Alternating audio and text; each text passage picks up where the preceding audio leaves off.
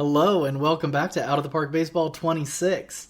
The Baltimore Bee-Holes, the team with all bad personalities, are in the playoffs again. We were 90 and 72, and we play in 2 days. We play our wild card 3-game series against Boston. For now, let's take a look at the stats this year in the majors. Not a huge home run year. Kyle Schwarber taking it down with 53, Brent Rooker, Cal Raleigh, and Aaron Judge with significant numbers of home runs. Gabriel Moreno takes the batting title in the National League, and Michael Arroyo takes it down in the American League. 23-year-old Michael Arroyo. He started very young and looks to be on his way to having a great career. I wish Jackson Holliday was playing that well. Leader in OPS Plus was Ronald Acuna Jr., the only one dot out there. Cal Raleigh with another dynamite year, leading in batter war with 7.4. The only mention we get on this list is Jackson Holliday stealing 42 bases. Unfortunately, that pales in comparison to Chandler Simpson, who, despite having absolutely no power, managed to put up a 107 OPS plus, a 318 batting average, and stole 82 bases. I do like to see those numbers going up in this game. I think that's awesome. And let's Juan Soto check in. 113 walks this year. Good for him. And that's it for us on the batting side. For the pitchers, Skubal did come in 5th in strikeouts, only 211. I'd like to have seen a little more out of him this year. He did get one shutout along with Grayson Rodriguez, and Rodriguez actually managed 2 complete games this year, which is pretty cool, very rare. Unfortunately, Grayson did allow a ton of home runs. Edward Bizardo with a good amount of shutdowns. And that's about it for the pitchers. Taj Bradley and Paul Skeens both managed under 3 ERAs. Good for them. In saves, of course, Edward Bizardo did not have a chance to record the number of saves he might have. Otherwise, we'd see him up here. But Emmanuel Clase, who we traded away, he had a little bit of a fall off with Arizona, but he still pitched quite well. His Ks are way down, though, so it may be good that we got rid of him. And despite only having an average market size and average fan loyalty, we had the highest attendance in baseball at 3.5 million. Some other teams like New York was only good for 3.4. Other big markets like Atlanta and Seattle were around 3.2.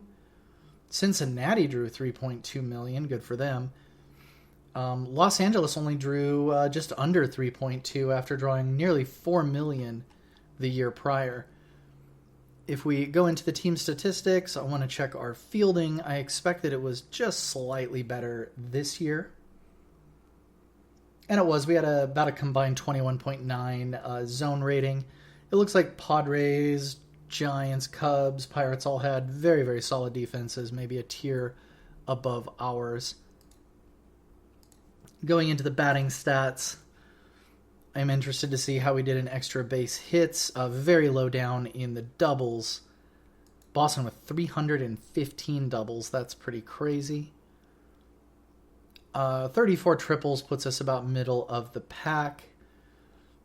And where are we in home runs? I'm not seeing us. There we are, around the middle with 212. Cincinnati Reds almost hitting 300 this year. Total runs scored. Yeah, our offense was way down this year compared to the league. 736. We did manage to draw a lot of walks this year, which was nice. For strikeouts, we were somewhat near the top. Stolen bases, though, we should also be near the top. In fact, we were the leaders in stolen bases last year. And batting average, quite low, 249.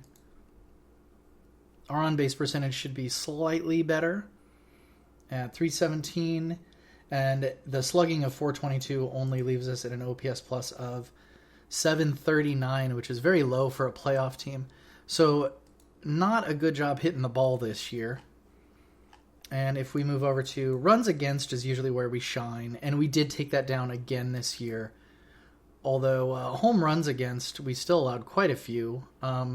Pretty good compared to the league, but still allowing over 200. And then how many free passes did we give this year? We gave up quite a few last year. But this year we got our walks down to 430, which was nice. And our strikeouts were a little lower than you might expect at 1324, despite having some pretty dynamite pitchers. A good whip. Very good average against. And team ERA under 4. One of only 2 teams to do that. Our fielding independent pitching ranks 6th at 97, still sub 100. So good job pitching this year, mediocre job batting, really good job fielding, and that sounds like it adds up to just sneaking into the playoffs, and that is what we did. Our pitching staff, although good, was just a little bit on the spotty side. We did have Ben Brown only putting up 1.3 pitcher WAR, despite having a pretty good average and, sort of decent strikeouts, so I wonder what his issue was. WAR for pitchers is a little strange. Edward Bizardo as a reliever and closer putting up 2.4 WAR. Really fantastic performance there. Tarek Skubal was slightly below average with his ERA. However, a pretty rough BABIP against overall and still pretty decent pitching. Happy to have him. Zach Gallen was the nice big surprise of the year. So who was striking out the most batters? That would have been Porter Hodge, and then Tarek Skubal, and then Will Vest, who had a really slow start to the year. He had like a 5 ERA at one point. He's brought that down to 3.4, pitched pretty well in the second half of the year, just kind of quietly accumulating a lot of strikeouts and a lot of quality innings for us. And I would say just about everybody played reasonably well. Shane Smith is not the greatest. He's our kind of roughest pitcher that we had this year, and I don't really have anybody better to bring up for the playoff roster. So we are going to run with 4 starters, 8 relievers, leaving us 14 batters. I did want a little more flexibility with the bats. I think we have enough pitching.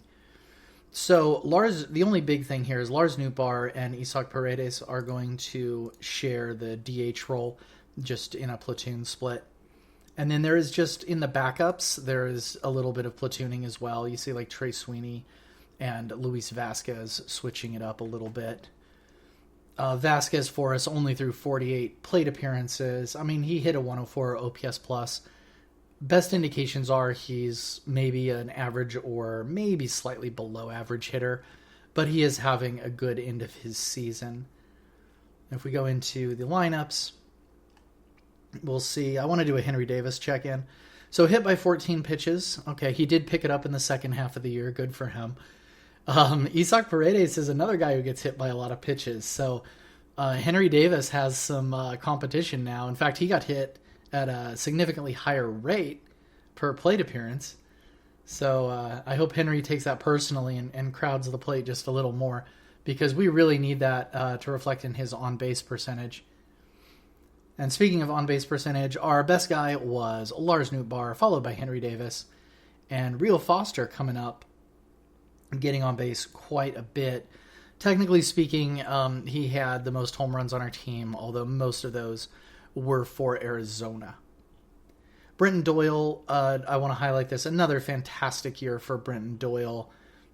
Just plugging along, hitting 291, OPS plus of 128, and once again putting up really good numbers at center field. I don't know if he'll win his 6th consecutive Gold Glove. There may be somebody out there who had a better year, but really great job. Biggest disappointment of the year by far was Mr. Jackson Holliday. We gave him 676 plate appearances. He was day-to-day injured a few times. Still only managed an OPS plus of 87. He still put up a lot of WAR thanks to his fantastic base stealing, where he was 42-8 for a rate of 84% swipe and success. He did put up 16 home runs, He hasn't lost his power, but there has been just a little ratings decline, or rather stagnation with him. He has not quite developed. We do have him on contract for many, many, many more years, and next year is the first year that he starts to get expensive. So we are going to need Jackson Holiday to fill out his potential, and let's hope he starts now. Corbin Carroll was injured for a great amount of the year. He did end up with 254 plate appearances on the year, where he hit 251 with a reasonable on-base percentage, WRC plus of 109, OPS plus of 110, put up 1.3 WAR, was successful stealing bases. Let me make sure that I have his... I did not tune up his base stealing or his base running. Let's get that nice and aggressive for the playoffs. That was a big oversight on my part. Could have cost me a game or two. So, stagnant offense. I mean, we hit him okay. Kyle Tucker was a bit of a disappointment. I know he was injured a lot, but only putting up 85 OPS plus is just not what you want out of Kyle Tucker. Manny Machado also wasn't playing so hot this year. He ends up hitting 236. I did say that I only needed a few great years out of Machado, and he did give us some very solid years, particularly last year. In his first year with us, he was okay at a rate of 1.3 WAR for 400 plate appearances is good. Last year he was excellent for us, and then this year he was quite disappointing. I still think he's got the ratings, and he seems to be a rather durable guy.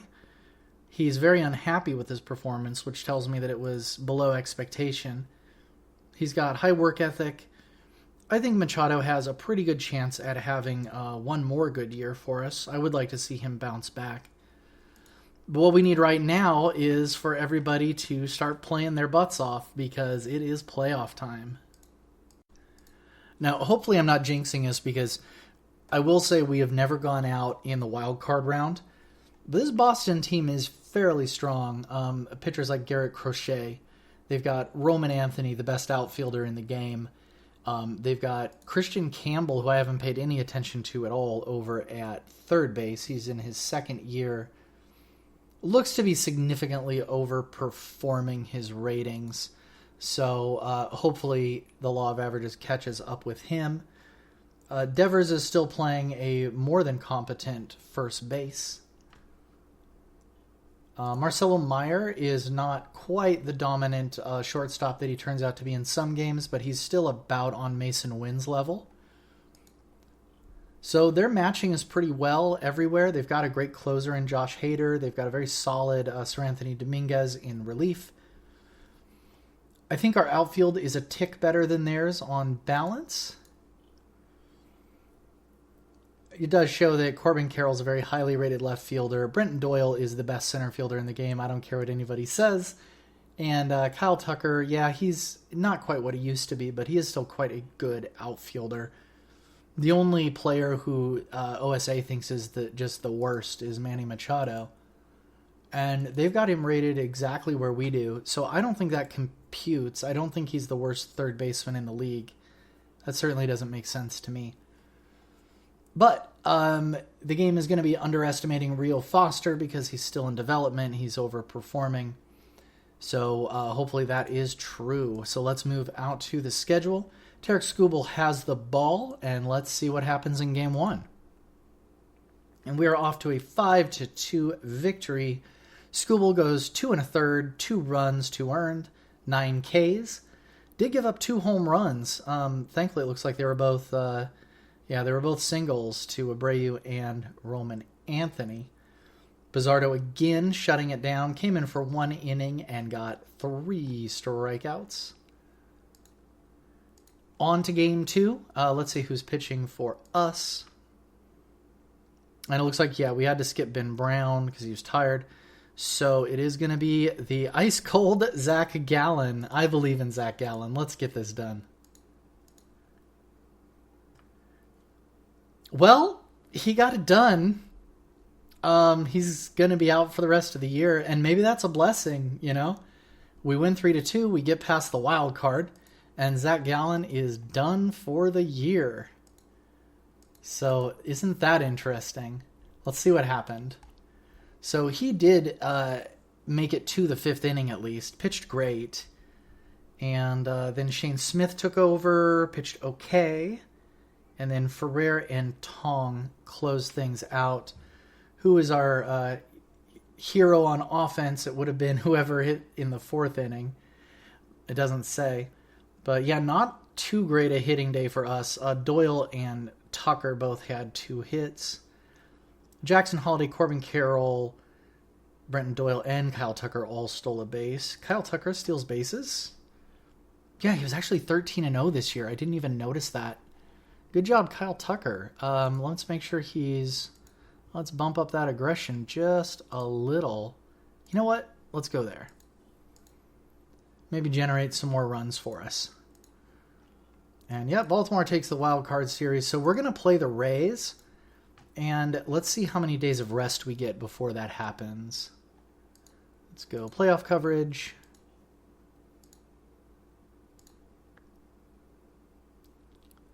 And it looks like not everybody's through yet. Arizona and Cincinnati have to play their last game.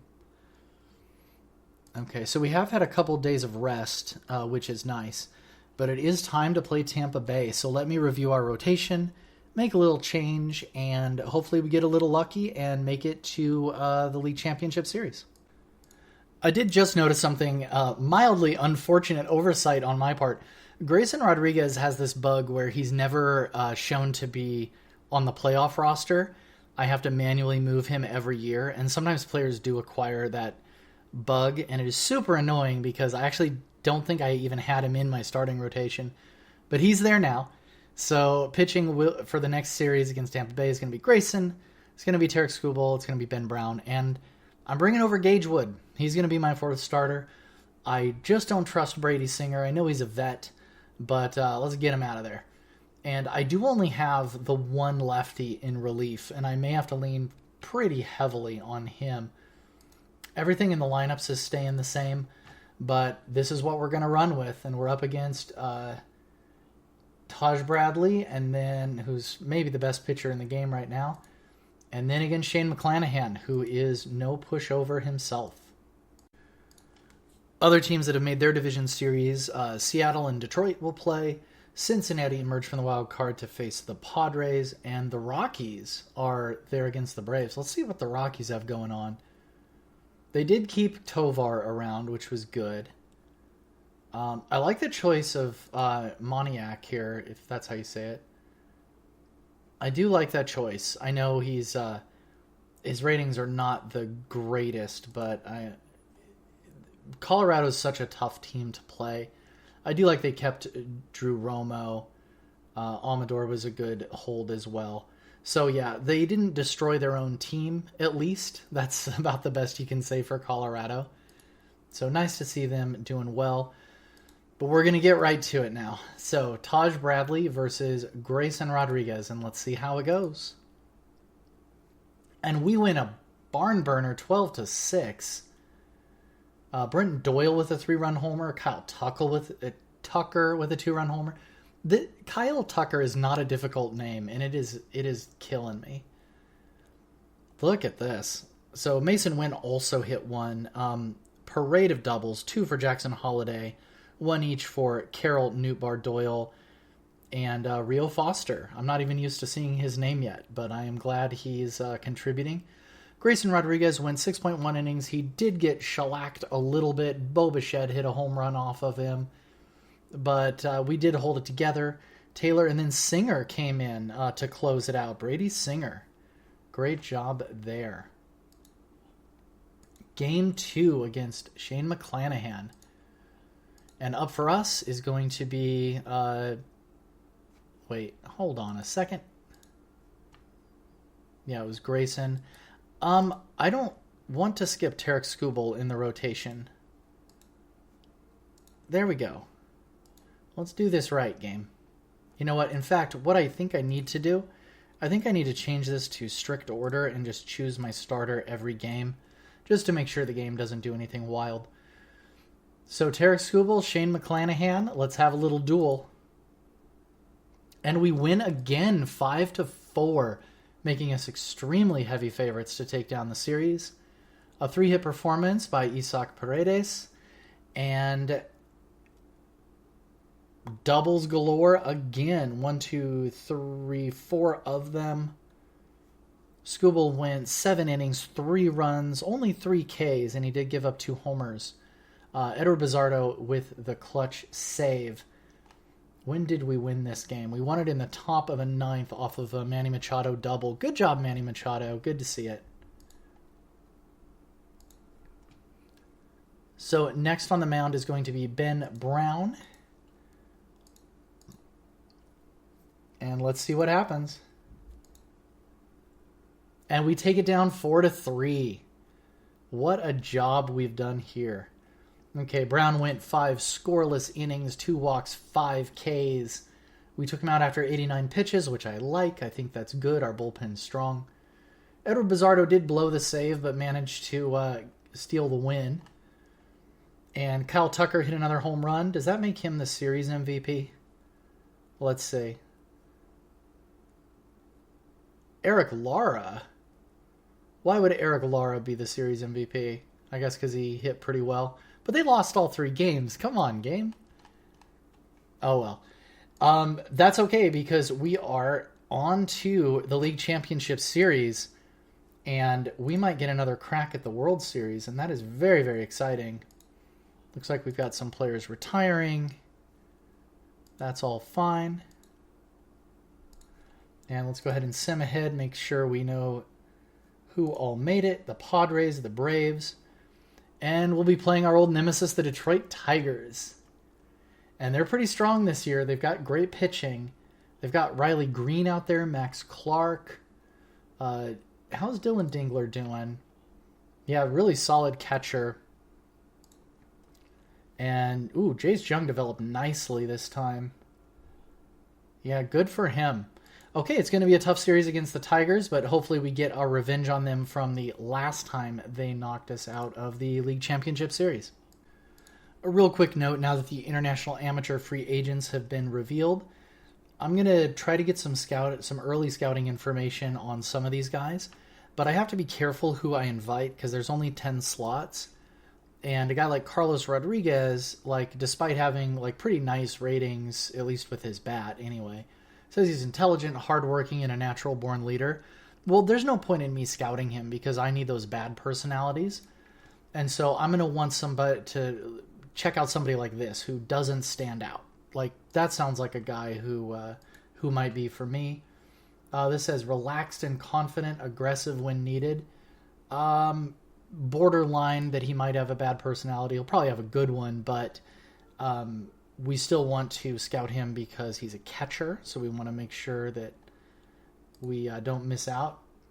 But here's a perfect example. So Jonathan Duran, good bat, good enough defense. We can work with that. Says he loses confidence too quickly. So that's the kind of guy that I want to scout, and those are 8 of my slots. So let's check out Vinny Valdivia. Always curious and asking questions. Probably not going to have a bad personality. Danny Gonzalez. Good character, not much to dislike, so we can avoid him. Raul Gonzalez will eventually harness his energy. We don't want that. We want only the jerkiest guys. A baseball rat who's first to get to the park, last to leave. No interest there. We don't want a guy who's effectively preparing for his upcoming games. Okay, introverted personality, extremely low control, but we are going to scout him at least once just to make sure, because those can often be very misleading. And we've got one more slot, focused but frustrates easily. So Cesar Sanchez might be a good pick, and we'll look real quickly at first baseman Roberto Vargas. He has an introverted personality, so let's take a look at that. We'll take. I don't know, should I remove that catcher? Okay, I'll remove the catcher. We'll find out if I'm wrong about him. But Roberto Vargas did have potential for a bad personality. So these are the guys I'm going to scout. We're going to run the practice on him. And I don't know anything else about them just yet, but pretty soon I will find out more. Vargas is showing a higher potential than our scout thought, which is very good. And a couple disappointments. They're both shortstops. I'm not worried. That's a good looking shortstop. Wait, why is he in there? He has ability to prepare for upcoming games. I probably shouldn't have scouted him. Alex Salinas. I don't think I knew that about him, that he volunteered for extra work. So anyway, we do get some more information about our players, and hopefully that'll give us a little bit of a head start on scouting the bad personalities as we learn more about those international FAs. All right, it's time to meet our maker. The Detroit Tigers are not starting with the top of their rotation. We're taking on Louis Varland, who's a good pitcher, no doubt. But the advantage of us having a couple extra rest days is we're back at the top of our rotation with Grayson Rodriguez, Tarek Skubal, and Ben Brown. And we win the first game 5-3. I'm getting those good feelings. Brenton Doyle with a 2-run homer. Rio Foster hit a solo homer. Mason Wynn with a run-scoring single. So, good game for our offense. A pretty good game for our defense, too. Shane Smith, a little bit of a rough time there, buddy. I'm going to have a quick peek, see if there's somebody I can replace him with. I don't really believe in Shane Smith, but I also don't have a lot of guys who are ready to come up and relieve. Let me take a look at that. Okay, it looks like I am stuck with him. Obviously, I can't make a roster move in the middle of a playoff series. So after this series, we'll probably bringing Ricky Tiedemann back over because he's another lefty, which I really need. So hopefully that mistake doesn't cost us against Detroit. Let's play Game 2. Excellent. We win 3-1. Tarek Skubal looks like he had an excellent game. Mason Wynn with a 2-run single. Looked like that was the go-ahead. And then Troy Taylor with a good performance. And Edward Bizardo locking it down 1.2 innings, so he faced 5 batters and had 4 Ks. Man, he has really been coming through for us. So great to see. Lars Nootbaar knocked a triple in there. Very good. We get a day of rest. And then I think it's Ben Brown up to pitch for Game 3. Man, if we can get off to a 3-0 lead, we'll be like 95% or better to win this. Let's do it. And we've won 6-4. Who's this? Joey DeMonte is one of my coaches. Well, I'm not going to be able to keep a legendary hitting coach around my Florida Complex League forever. So, peace be the journey, Mr. Joey DeMonte. I will double check to make sure I can't promote him. But yeah, good job pitching. We are on the verge of taking it down. Let's make sure I have who I want pitching. Okay, everybody needs their rest. So Gage Wood, the young man with only 35 stamina, I'm going to put him on an 80 pitch count. We're just going to be a little conservative there. My bullpen is reasonably fresh. I'm going to got Hodge, Taylor, Tong, Ferrer all ready to go. I'm going to put Brady Singer. Well, no, he's doing okay. I'm going to put Shane Smith into avoiding high leverage. And hopefully that will prefer Singer over Smith if that does come to pass.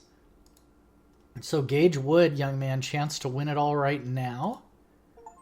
Finals, baby. It looks like we do. We are going to the World Series. And Jose Ferrer, I don't care. He's out for 4 days. I mean, tough luck for us, but I am so happy we have made the World Series. So hopefully sweeping will give us an advantage, but it does look like the Padres are on the verge of sweeping the Braves. Let's look at what happened in that game. I forgot to do that. I was too excited. So yeah, Gage Wood actually only went 58 pitches. That is interesting. Everybody else came on, pitched fairly well. And yeah, we didn't have a lot of strikeouts this game, but the offense just got it done. A double from Kyle Tucker and Brendan Doyle.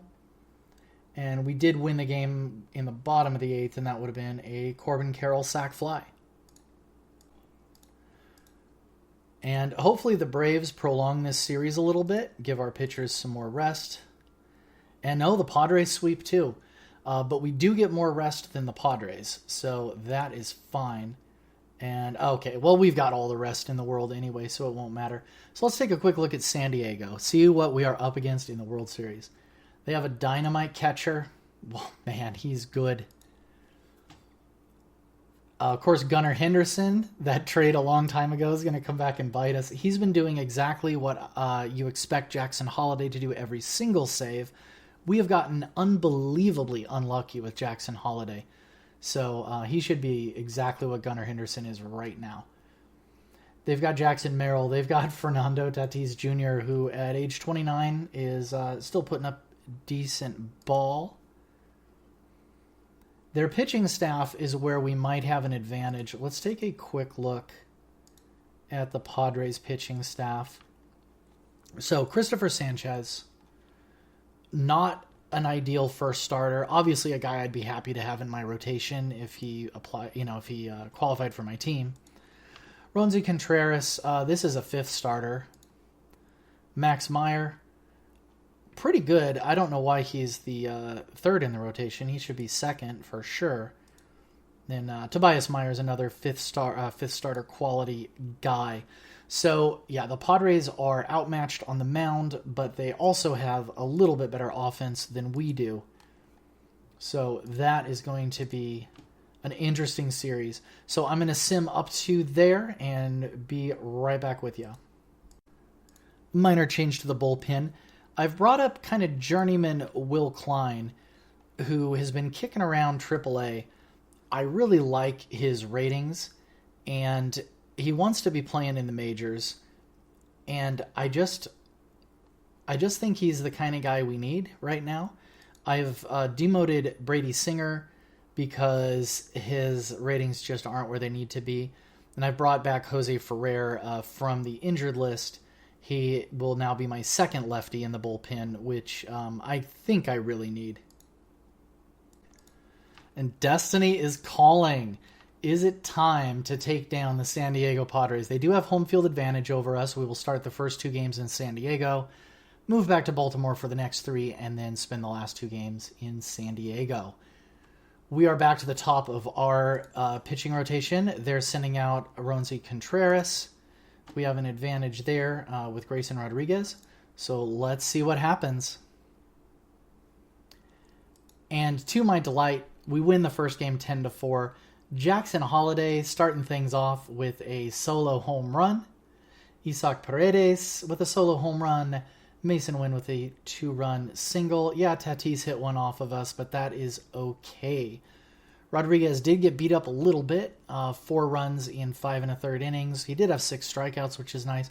Ricky Tiedemann and Will Klein both coming back from the dead to not give up any runs in the last 3 2/3 innings of this game. Time for game 2, and we need Tarek Skubal to step it up and play well in the playoffs. And we win in 11 innings, 5-2. You love to see it because we are getting all of the luck going our way. In the top of the 11th, looks like Carroll got on base. Tucker hits a 2-run double. So we cleaned up in the 11th inning. Skubal went 6 1/3, 2 runs, 6 Ks. Nobody else gave up a run. Edward Bizzardo came in, ends up getting the win, but technically Taylor gets the save. Game 3, we only have to win 2. The Padres have to win 4. They've got Max Meyer on the mound, and we have got Ben Brown. Let's make sure that is correct. And it is. So let's see it. 3-0. So unless we get like 5% probability reverse sweeped, we've got this. And how sweet it is that we shut them out. So Meyer gave up 3 runs in 4 2/3. Mason Wynn, Lars Nootbaar, Brenton Doyle all going yard. And Ben Brown 4 hits, 7 innings, 8 Ks. What more can you ask for? Well, for Jose Ferrer to shut things down and Porter Hodge to come in and finish the game.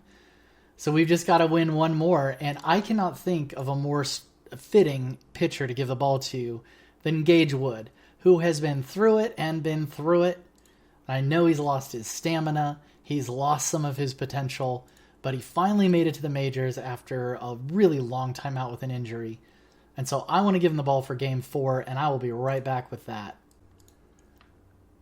4 seasons ago, I started out with this challenge, and I didn't think it would be possible to keep a team of all bad personalities together, much less that they would be content and that they would reach the playoffs every single year.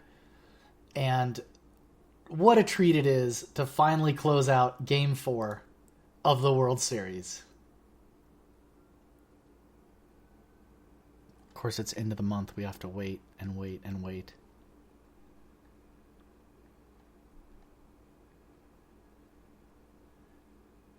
Oh, we lost. Well, that's a little anticlimactic, isn't it? All right, we can still end this with a little bit of an underdog story. So Grayson Rodriguez is taking the mound, and he's a guy who has absolutely not lived up to his potential. And so getting a win on our last game at home in the World Series, wouldn't that be sweet? And there it is. The Baltimore Beeholes are the 2028 World Champions. What a cool challenge. And I am so happy that Zach Gallen is eligible to come off of the injured list. And there it is, officially the Pantheon includes the Baltimore Beeholes. A score of 977, which is pretty good. Congratulations, we have won it all. Mason Wynn, Brenton Doyle, Jackson Holiday, Henry Davis, Tristan Casas technically gets one too. Good for him, he deserves it. Lars Nootbaar, newly acquired Rio Foster, Corbin Carroll coming in to save us. Griffin Burkholder, Kyle Tucker, Cam Canarella, a couple prospects here that never really got their time to fully shine. Manny Machado, Luis Vasquez coming up is a late call-up. Blake Mitchell, a really good backup at the end of the year. Some of our minor leaguers getting rings as well. Tarek Skubal, Logan Webb, Zach Gallen, Edward Bizardo, Grayson Rodriguez, who's been with us from the start, Ben Brown, Jonah Tong, Will Vest, who's also been around. Clase gets his credit. Jose Ferrer, Troy Taylor, Brady Singer. I mean, how much credit does he really deserve, let's be honest? Porter Hodge, Will Klein coming up at the end for his glory. Ricky Tiedemann, Josh Eknes, Shane Smith, and finally Gage Wood, the prospect who never really panned out, but we're really glad to have gotten him a championship. So there you are. That is your team, the Baltimore Beeholes. It is possible to build a dynasty in out-of-the-park baseball with nothing but terrible personalities. And we really had to scrape this together, and I've spent more time scouting and researching players and just coming up with conjecture and ideas about how the game works, and just it's been a really challenging thing to try to wrap my head around to cobble together a team with such severe restrictions. And I'm so happy it worked out. And again, I'm so grateful to everybody who's watched this far. So I'm going to close it out. We're going to end this series. And who knows, one day maybe the Beeholes will come back and give it another shot in 2029. But for now, we're going to move on to a new series, one that might be kind of in the same spirit of this one, a little mocking, a little funny, but also very restrictive and difficult. So keep your eye out for that. And until next time, so long and take care.